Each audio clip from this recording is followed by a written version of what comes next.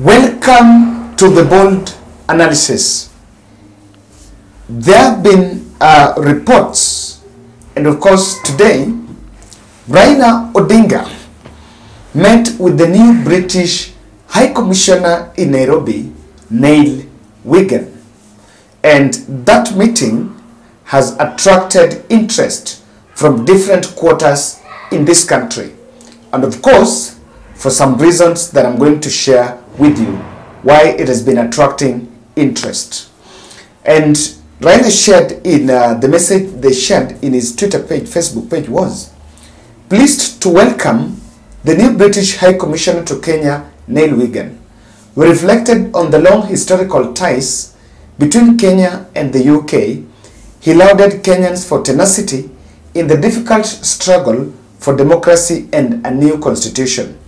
We also touched on devolution, the ongoing bipartisan talks, and agreed to renew, strengthen our ties for democracy, stability, trade, and investment.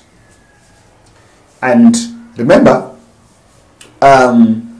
this Neil Wigan replaced Jane Marriott, who was in this country, and by the time we were and her term expired in July this year, and I understand she was taken to Pakistan, now the UK ambassador in Pakistan. And so Neil Wigan is representing UK here. So he took the position of Jane Marriott. I have seen this taking a lot of interest because Raila Odinga has always insisted that UK and the US worked closely in one way or the other to ensure he does not become the 5th president of Republic of Kenya. And it has been designed differently because some of those powers, some of those UK and the US powers, decided to block Raila Odinga because Raila Odinga was seen as a candidate who was against, was not a status quo candidate. And there is something they wanted by planting William Ruto as the president of Republic of Kenya.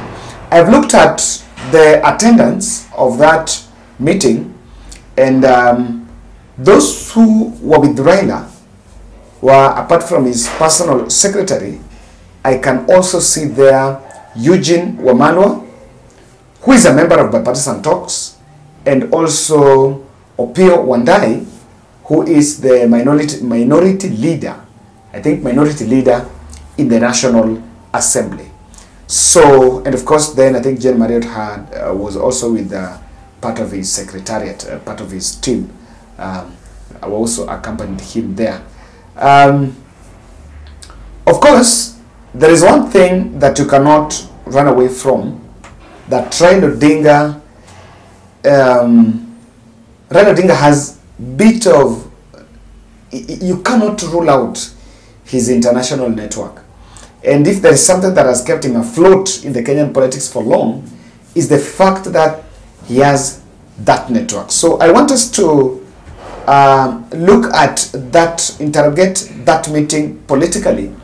What exactly is on table, and directly why they're meeting the opposition, Raila Odinga, in this country.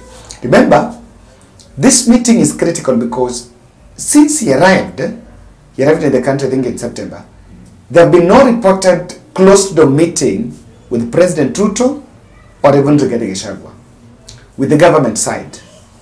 So the first meeting is Raila Odinga. Number two, Raila was also perceived to be hostile to some of those ambassadors who were outrightly, publicly supporting William Ruto without taking into consideration that the country was going through a process. Now, before we look at that, I want to humbly request you to subscribe to our channel, click the notification bell, and like our video.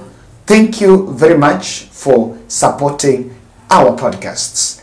And on that, I still continue to say thank you again for this year for supporting our charity programs. Just, charity gives satisfaction. Just for this year, I'm just so glad. In April, we released Mercy from hospital and bought the husband a motorbike. And then in May, we also paid hospital bill from Ze. And then we lost Sarah, that was July, and we supported her last interment. Oh, okay. Then, after that, we also supported Onunga's family after suffered with the protest, and then we took this boy to school, Edwin. I'm just so grateful. I'm just so grateful for that. Now, we are also having advertisement spaces, so you can reach out to us and we shall negotiate on affordable terms. I am seeing 3 possibilities why the new UK High Commissioner is looking for Raila Odinga. Looked for Raila Odinga. And I think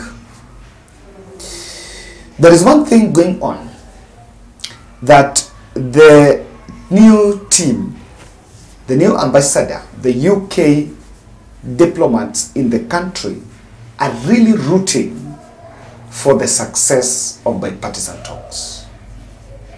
This is a matter that we've had in this country, and I think we have ceasefire because of those talks. And those talks have been affected, or rather infected, I think, have been infected by leaders who are pursuing some interests. Some leaders have come out outrightly to oppose those talks, and of course calling for the talks to stop or even to end. But if you look at how we even arrived here, before we arrived at the talks, there was a lot of hostility in the country, and in terms of the protests that were here, there are also some of discussions that have gotten into the talks about strengthening democracy of political parties, and these are some of the issues that are coming. And the UK will actually vouch for those talks, will root for those talks to find a way they can also show they care for democracy. You know, one of the complaints, the blames was that they supported illegality. You know, the UK, the US, and the foreigners, they supported illegality. The fact that there was a split in the commission, and even some of the commissioners who are there have been forced out of the country and they've been quiet about it. There was a very strong perception that our democracy was actually robbed. We were robbed of our democracy last general election. Number 2, Mzungu doesn't come here for your interest. I know my good friends say that Mzungu will not come here to pursue your interest. Mzungu will only come here for his interest. And I know UK has a couple of big projects in this country. I think there are 3 that I can remember. There is some medical excellence center, I think that is in Kisii. Then some investment hub in Nairobi, one that is supposed to be established around Landimawe. Then Waterfall, the biggest dam that is connecting Meru Kitui, that is supposed to serve Meru Kitui. These projects were actually hatched during the COP27 summit that was held last year in Egypt. And there have been a lot of, they are vouching for goodwill from the Kenyan political space. I can tell you that when there is no peace, no development can happen. And they are trying to find a solution that whichever way, they will make sure that their political leaders converge to pursue the interest of the British team.